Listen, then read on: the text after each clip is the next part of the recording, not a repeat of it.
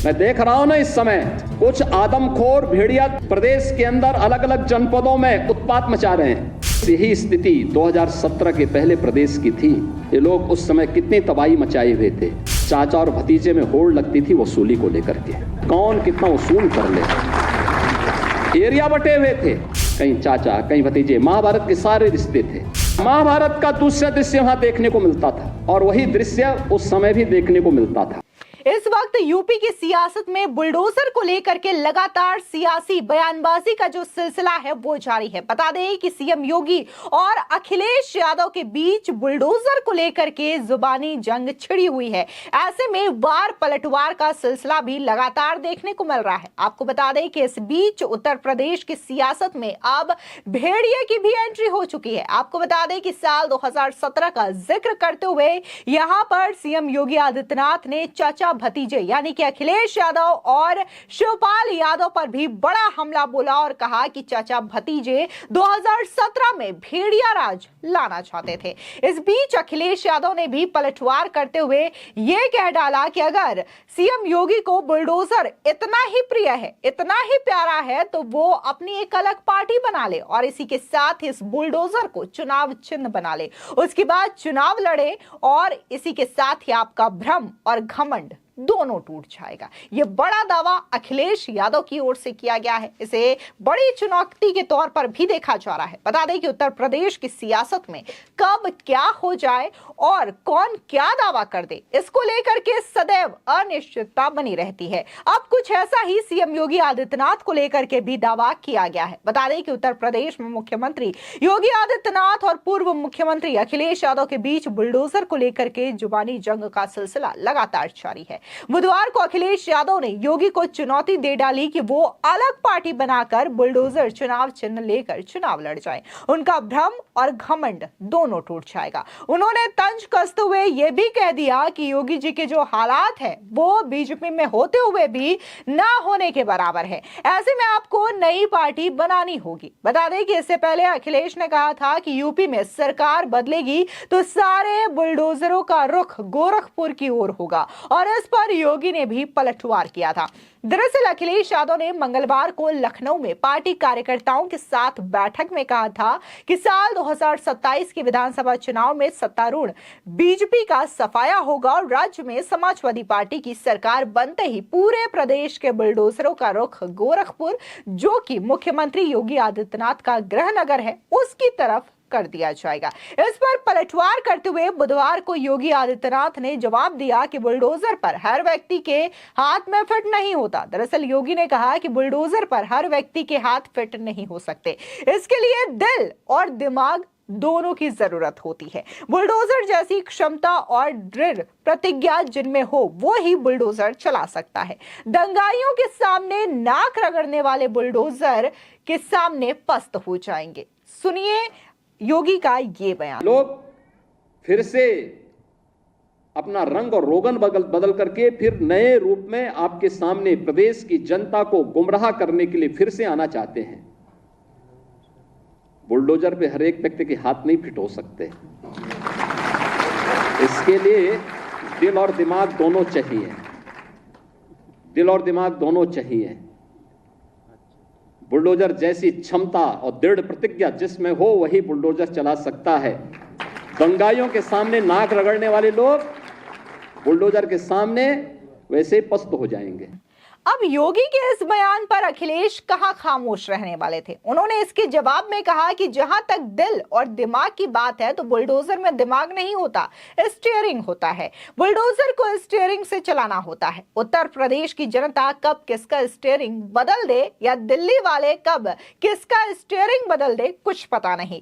सपा प्रमुख ने कहा कि जिनके लिए बुलडोजर बल और नाइंसाफी का प्रतीक है, मैं उन्हीं को बुलडोजर की मुबारकबाद देना चाहूंगा। सुनिए अखिलेश यादव का ये बयान।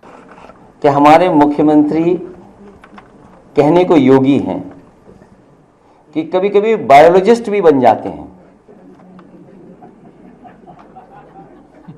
अब उस बहस में मैं नहीं जाऊंगा कि बायोलॉजिकल वाली बहस में जाऊं कि ना जाऊं, कि बायोलॉजिकल हैं आप कि नहीं बायोलॉजिकल हैं। हमारे मुख्यमंत्री जी को चिंता है डीएनए की, उन्हें बहुत चिंता है डीएनए की। मैं बहुत दिनों से सोच रहा था कि शायद किसी दिन वो जो पावर प्लांट है उनका नाम बोलेंगे। वो आज भी पावर प्लांट का नाम नहीं ले पा रहे हैं, और मैं दावे के साथ कहता हूं वो डीएनए तो बोल सकते हैं, लेकिन डीएनए का फुल फॉर्म नहीं बोल सकते। इसलिए डीएनए को बोलने से पहले कि समाजवादियों के डीएनए में क्या है, कम से कम डीएनए का फुल फॉर्म तो बता दें। और जहां तक बुलडोजर का सवाल है, सोचो कैसा न्यायालय का बुलडोजर चला, क्या बुलडोजर नहीं चल सकता? जो लोग बुलडोजर लेकर के डराते थे, जगह जगह लोगों के घर गिराते थे, क्या मुख्यमंत्री आवास का नक्शा पास है? अगर नक्शा ही सवाल है तो सरकार ये बताए क्या मुख्यमंत्री आवास का नक्शा पास है, और कब पास हुआ था ये भी बता दें, कागज दिखा दें उसके। इसका मतलब यह हुआ कि आपने जानबूझ करके, जिनसे आपको बदला लेना था, नीचा दिखाना था, और अपनी सरकार की ताकत पर, अहंकार पर आपने जानबूझ करके बुलडोजर चलाए, जिसका परिणाम यह है कि हाई कोर्ट से लेकर के सुप्रीम कोर्ट ये कह सकता है कि बुलडोजर संवैधानिक नहीं है, अनकॉन्स्टिट्यूशनल चीज है, अनकॉन्स्टिट्यूशनल है। और कल ही सुप्रीम कोर्ट ने कहा है कि अब बुलडोजर नहीं चल सकता है। तो क्या अभी तक जो बुलडोजर चल रहा था उसके लिए सरकार माफी मांगेगी कि नहीं मांगेगी? और जहां तक दिल और दिमाग, हमारे पत्रकार साथी आपको सबको पता है, ये कोई पहली बार बात नहीं मैं कह रहा हूं, और फिर कहता हूं, बुलडोजर में दिमाग नहीं होता है, स्टीयरिंग होता है उसमें, स्टीयरिंग से चलता है बुलडोजर। उत्तर प्रदेश की जनता कब किसका स्टीयरिंग बदल दे, या दिल्ली वाले कब किसका स्टीयरिंग बदल दें। और बुलडोजर जो है, जिनके लिए बुलडोजर बल व नाइंसाफी का प्रतीक है, मैं उन्हीं को बुलडोजर की मुबारकबाद देना चाहता हूं। देखिए मुख्यमंत्री जी न खुद सोते हैं चैन से इधर परिणाम के बाद, और न किसी अधिकारी को सोने दे रहे हैं। हालांकि बुलडोजर को लेकर के अखिलेश यादव और सीएम योगी के बीच में जुबानी जंग का सिलसिला लगातार देखने को मिल रहा है। वार का जो सिलसिला है वो जारी है, लेकिन इस बीच अब उत्तर प्रदेश की सियासत में भेड़िए की भी एंट्री हो चुकी है। बता दें कि मुख्यमंत्री योगी आदित्यनाथ ने बुधवार को बहराइच के आदमखोर भेड़ियों का हवाला देते हुए समाजवादी पार्टी के मुखिया अखिलेश यादव और पार्टी के राष्ट्रीय महासचिव शिवपाल यादव पर भी करारा हमला बोला। मुख्यमंत्री योगी आदित्यनाथ ने कहा कि आज बहराइच में भेड़िए उत्पात मचा रहे हैं। साल 2017 से पहले ऐसी ही स्थिति प्रदेश की थी। चाचा भतीजा 2017 से पहले प्रदेश में भेड़िया राज लाना चाहते थे। भेड़ियों की तरह इनकी भी वसूली के इलाके बटे हुए थे। दोनों ने आदमखोर भेड़ियों की तरह उत्पात मचा दिया था। सुनिए सीएम योगी आदित्यनाथ का यह बयान, जहां पर उन्होंने चाचा भतीजा दोनों पर कटाक्ष किया। तो नौजवानों को नौकरी देने में भेदभाव करते थे, कोई कल्पना भी नहीं कर सकता। मैं भी बैठा हुआ था यहां पे, ओम प्रकाश राजभर जी मुझे बता रहे थे कि पहली बार पंचायती राज विभाग में किसी राजभर की नियुक्ति हो रही है। और मुझे लगता है तो देखे उन्होंने उनकी पीड़ा, एक राजभर नौजवान की नियुक्ति, ये चीजें दिखाती हैं पारदर्शी तरीके से नियुक्ति हो रही है।